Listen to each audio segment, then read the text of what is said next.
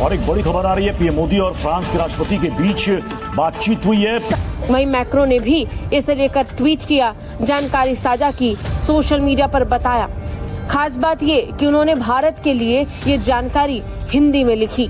अभी आपको बताएं, फ्रांसीसी सदर ने दुनिया में आजाद रहने के लिए ताकतवर होना पड़ेगा। एक ऐतिहासिक पल सामने आया है। फ्रांस के राष्ट्रपति इमैनुअल मैक्रो ने प्रधानमंत्री नरेंद्र मोदी और भारत के लिए ट्वीट किया, और वो भी हिंदी भाषा में। जी हां, दुनिया की कूटनीति के मंच पर गूंज रही है भारत की आवाज, और आज वैश्विक मंच पर तिरंगे की ताकत सबको नजर आ रही है। हिंदी में लिखते हुए अपनी पोस्ट में उन्होंने बताया कि मैंने अभी प्रधानमंत्री नरेंद्र मोदी जी से बात की। हमने यूक्रेन युद्ध पर अपनी स्थितियों का समन्वय किया ताकि एक न्यायपूर्ण और स्थायी शांति की ओर बढ़ा जा सके। और वैसे भी फ्रांस और भारत की दोस्ती बहुत ही मतलब स्ट्रॉन्ग है। अगर वेस्ट में देखा जाए तो भारत की सबसे अच्छी दोस्ती फ्रांस से रही है। अब उसमें से फ्रांस रैंक्स तोड़ गया।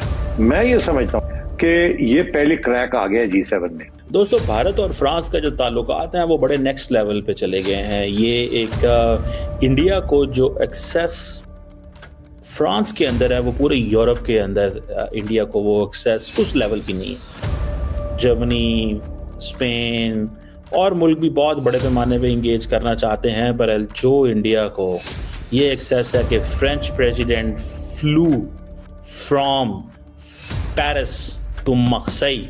और ये आज से नहीं है, काफ़ी पुरानी ये दोस्ती चली आ रही है। मुझे याद है फ्रांसवा मित्तवां फ्रांस के जो एक प्रेसिडेंट हुआ करते थे, 2 टर्म जीते थे, वो सोशलिस्ट पार्टी के थे। वो भारत से बहुत मोहब्बत करते थे और भारत से काफ़ी उनकी क्लोजनेस थी। और करंट प्राइम मिनिस्टर मैक्रोन और प्राइम मिनिस्टर नरेंद्र मोदी जी की भी आपस में काफ़ी अच्छी जमती है, और ये म्यूचुअल रेस्पेक्ट का एक रिलेशनशिप है 2 कंट्रीज के दरमियान। यूक्रेन के लिए ठोस सुरक्षा गारंटी और यूरोप की सुरक्षा के साथ व्यापार संबंधी मुद्दों पर हमने अपने वाणिज्य के संबंधों को बढ़ावा देने और सभी क्षेत्रों में अपनी सामरिक साझेदारी को और मजबूत करने पर सहमति व्यक्त की है। उन्होंने आगे लिखा कि हमारी संप्रभुता और स्वतंत्रता की कुंजी है। फरवरी में पेरिस में आयोजित आर्टिफिशियल इंटेलिजेंस एक्शन समिट के निरंतरता में हम 2026 में नई दिल्ली में होने वाले AI इम्पैक्ट समिट की सफलता के लिए काम कर रहे हैं। एक ज्यादा प्रभावी बहुपक्षवाद के लिए हमने 2026 में G7 की फ्रांसीसी अध्यक्षता और ब्रिक्स की भारतीय अध्यक्षता को ध्यान में रखते हुए निकट समन्वय करने पर सहमति व्यक्त की है। शंग्रीला डायलॉग जो सिंगापुर में हो रहा है वहां पे वो बोले हैं, ये इंटरेस्टिंग स्टेटमेंट है। वो कैसे इंटरेस्टिंग स्टेटमेंट है? वो कह रहे हैं कि यूरोप और एशिया को अपना नया अलायंस बनाना चाहिए और अमेरिका को बीच में से साइड पे करना चाहिए। This is what he is saying. ये इसकी वजह से हो रहा है क्योंकि ट्रम्प अमेरिका के अंदर आ गए हैं और वो अपनी मर्जी करते हैं। अब वो कह रहे हैं कि यहाँ पे फ्रेंच प्रेसिडेंट ये कह रहे हैं कि हमें चाइना रशिया की जो डिजायर है to create spheres of coercion, China and Russia, वो कह रहे हैं चाइना और रशिया को हमें माइनस करना पड़ेगा। लेकिन सवाल ये है कि क्या फ्रांस इंडिया को ये कह रहा है कि आओ यूरोप और एशिया को इकट्ठा करें? इंडिया का यूरोप के अंदर कितना को इन्फ्लुएंस है? इंडिया का इस खित्ते के अंदर, इंडिया अपने आप को जो ग्लोबल साउथ का प्लेट समझता है, आप वो कहता है कि हम ग्लोबल साउथ को लीड करेंगे।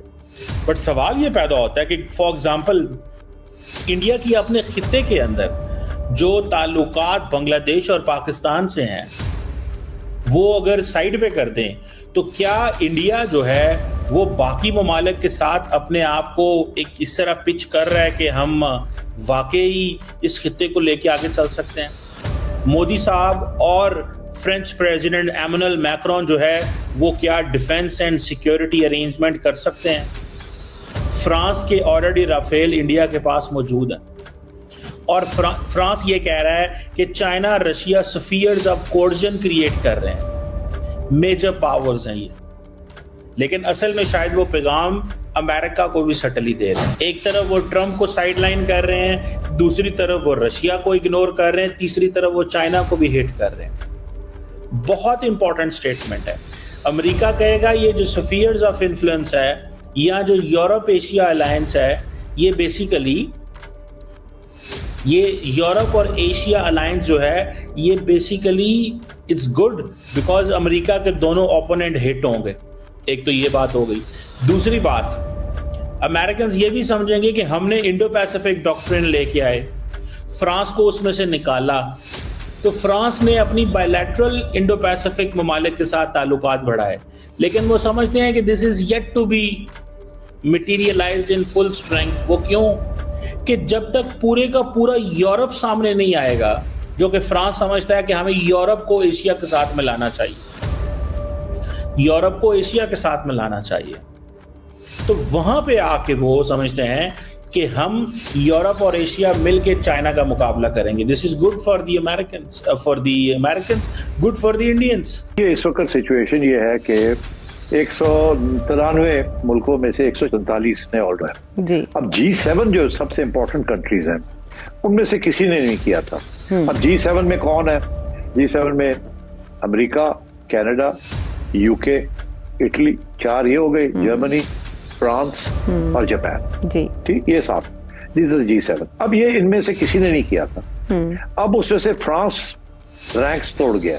मैं ये समझता हूं कि ये पहले क्रैक आ गया G7 में और ये क्रैक बढ़ेगा, बिकॉज इटली अलग नहीं रह सकता, स्पेन ने कर लिया है, आयरलैंड ने कर लिया है या करना चाह रहे हैं, सो तो इसलिए आई थिंक ये सिर्फ मैटर ऑफ टाइम है कि G7 भी टूट जाएगा और आखिर में रह जाएंगे सिर्फ यूके रह जाएगा और शायद जर्मनी रह जाए, बाकी सारे छोड़ जाएंगे इनका साथ।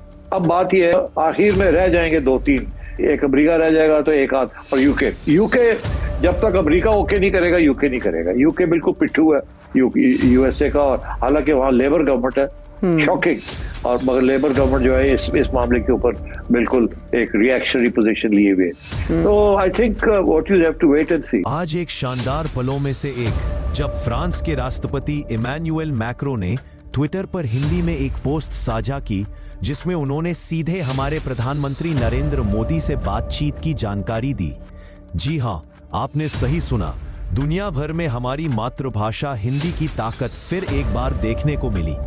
प्रधानमंत्री नरेंद्र मोदी ने भी अपनी बातचीत की जानकारी सोशल मीडिया पर दी, जिसमें उन्होंने बताया कि उन्होंने मैक्रो से यूक्रेन और पश्चिम एशिया में चल रहे संघर्षों के शांति समाधानों पर चर्चा की है। वहीं राष्ट्रपति मैक्रो ने लिखा कि दोनों नेताओं ने इस रणनीतिक साझेदारी को और मजबूत करने की प्रतिबद्धता दिखाई है। यूक्रेन युद्ध के संदर्भ में न्यायपूर्ण और स्थायी शांति के लिए दोनों देश एक साथ काम कर रहे हैं। इसके साथ ही फ्रांस के राष्ट्रपति ने 2026 में नई दिल्ली में आयोजित होने वाले AI इम्पैक्ट शिखर सम्मेलन की भी जानकारी दी, जो भारत फ्रांस सहयोग का एक और महत्वपूर्ण कदम होगा। हमारे प्रधानमंत्री और फ्रांस के राष्ट्रपति के बीच इस गहरे संवाद के लिए हम सभी को गर्व होना चाहिए। अगर आपको वीडियो पसंद आए तो चैनल को सब्सक्राइब करें और बेल आइकन को जरूर दबाएं ताकि आपको ऐसे ही लेटेस्ट वीडियो की नोटिफिकेशन मिलती रहे। Thank you for watching. मैं हूं विवेक। मिलते हैं नेक्स्ट वीडियो में। Stay updated and stay safe.